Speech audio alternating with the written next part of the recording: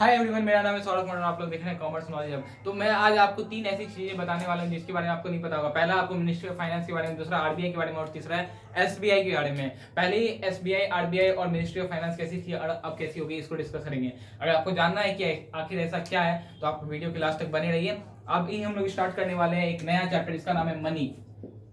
आजकल पूरा दुनिया मनी पे ही बेस्ड है। मनी मनी मनी सब जगह बात होता रहता है। तो मनी क्या है? ये क्लास 12 की आपकी चैप्टर है, क्लास 12 मैक्रो इकोनॉमिक्स की चैप्टर है मनी।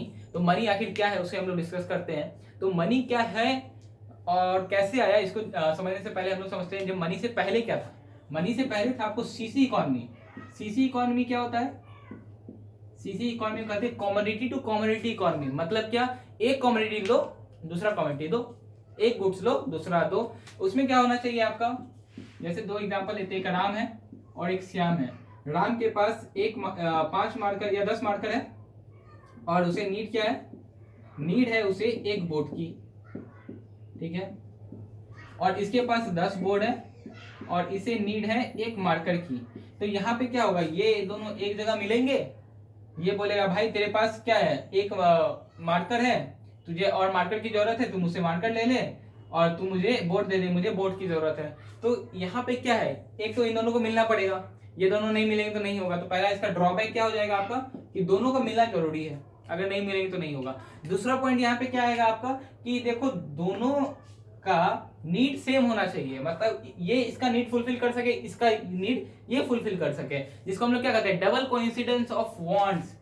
दूसरा पॉइंट आपका क्या हो गया? Double coincidence of want. Double coincidence of want होना जरूरी है। अगर मान के चलो कि इसे एक मार्कर नहीं चाहिए होता, इसे एक ट्यूबलाइट चाहिए होता वीडियो रिकॉर्ड करने के लिए, अगर इसे एक ट्यूबलाइट चाहिए होता तो क्या ये दोनों कर पाते? ये दोनों के बीच में नहीं हो पाता ऐसा। ये दोनों को ऐसा मार्केट सीन क्रिएट नहीं कर सकते, यहाँ पे कोई ट्रांजैक्शन नहीं हो पाता। तो इसके लिए क्या होना चाहिए आपका? Double coincidence of want. जिस आदमी को चाहिए वो आदमी एक दूसरे को मिलने चाहिए, इसका नीड ये फुलफिल कर सके और इनका जो नीड होगा ये बंदा फुलफिल कर सके। दोनों जब एक दूसरे का नीड को फुलफिल कर सकेंगे तभी वो दोनों एक काइंड ऑफ कॉन्ट्रैक्ट में आ सकते हैं। लेकिन मनी के केस में ऐसा नहीं है। मनी क्या किया कि अगर मुझे एक कार चाहिए होता तो ऐसा नहीं है कि मैं उस जो जिस बंदे के पास कार है उसे जाके ट्यूशन दूं और ट्यूशन के बदले उसे कार लूं। मैं स्टूडेंट्स को पढ़ा करके क्या कर सकता हूँ? पैसा कमा सकता हूँ, उसके बदले मैं कार खरीद सकता हूँ। तो ये आपका डबल कोइंसिडेंस ऑफ वांट को हटा दिया। जितना भी ड्रॉबैक है आपका मनी सीसी इकोनॉमी का, वो क्या बन गया? फीचर बन गया आपको मनी का। तीसरा बात इसमें क्या था? ये तो आपका पेन और इसका बात हुआ। तो पेन में एक चीज होता है कि इसका इंक अगर सूख जाए तो फिर तो कोई काम का नहीं रहा। तब ये 10 मार्कर जिसके पास है, इसका क्या काम? इसका कोई काम नहीं रहा, तो फालतू हो गया। तो यही बात है इसका storage value of money. Money का क्या होता है? स्टोरेज वैल्यू होता है। लेकिन सीसी इकोनॉमी में कमोडिटी का स्टोरेज वैल्यू नहीं था, वो रखा रखा खराब हो सकता था। लेकिन मनी में ऐसा कुछ है नहीं, मनी में ऐसा कुछ नहीं है। मनी का स्टोरेज वैल्यू है। और इसी से एक चौथा पॉइंट बनता है क्या? Deferred payment. डेफर्ड पेमेंट को क्या कहते हैं? Future payment. Future payment.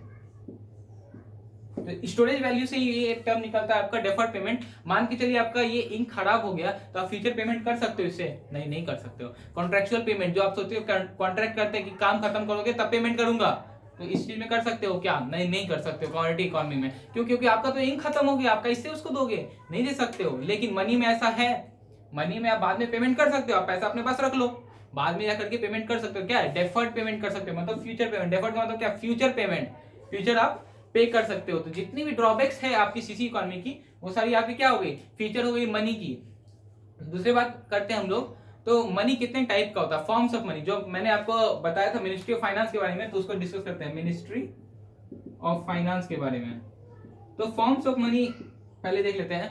तो बेसिकली आपको मनी को 2 कैटेगरी में डिवाइड किया गया।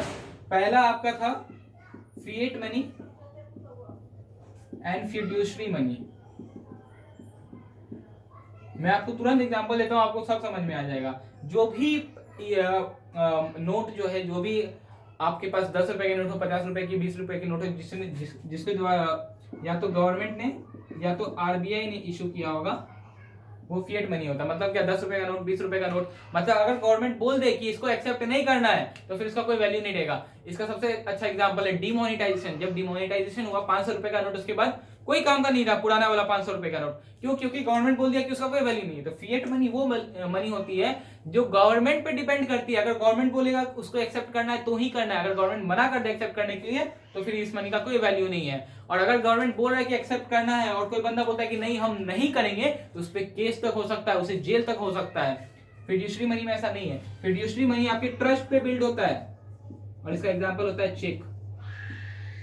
अगर मुझे किसी को पेमेंट करना है, मैं उसे चेक देता हूं तो वो ट्रस्ट करता है मुझ पे कि हाँ ये बंदा डिफॉल्ट नहीं करेगा, इसके बैंक में इतना रुपए होगा, तो चेक इशू होता है। तो चेक क्या है? चेक एक्सेप्ट करना नेसेसरी है, कंपलसरी है, मैंडेटरी है? नहीं है। अगर वो बंदा चाहे सामने वाला कि नहीं भाई इसके बैंक में पैसा नहीं होगा, मुझे चेक एक्सेप्ट नहीं करना, तो वो बोलेगा कि नहीं हम चेक एक्सेप्ट नहीं करते हैं। क्या वो मनी में, फिएट मनी में कह सकता है वो 2000 का नोट एक्सेप्ट करने से मना कर देगा? नहीं, वो नहीं कर सकता है। अगर वो करेगा तो उसे जेल भी हो सकती है, ये गलत है, वो कानून के खिलाफ चला जाएगा। तो ये डिफरेंस होता है। फिएट मनी को गवर्नमेंट बिल्ड करती है, कंट्री बिल्ड करती है, फिड्यूशरी मनी को ट्रस्ट बिल्ड करता है। फिर एक मनी आता है आपका फुल बॉडीड मनी और ट्रेड मनी। एक आइडिया बहुत लोगों के पास पहले आता था क्या कि पहले गोल्ड का था या फिर सिल्वर का, पहले गोल्ड या सिल्वर का आपका 1 रुपए का अगर कॉइन आता था तो बहुत लोग सोचता था कि यार ये गोल्ड को पिघला करके क्या करेंगे, उससे ज्यादा कमा लेंगे, गोल्ड से ज्यादा कमा लेंगे एक रुपए का वैल्यू से। तो उस समय क्या था कि उस गोल्ड का कीमत ही उतना था, 1 रुपए था।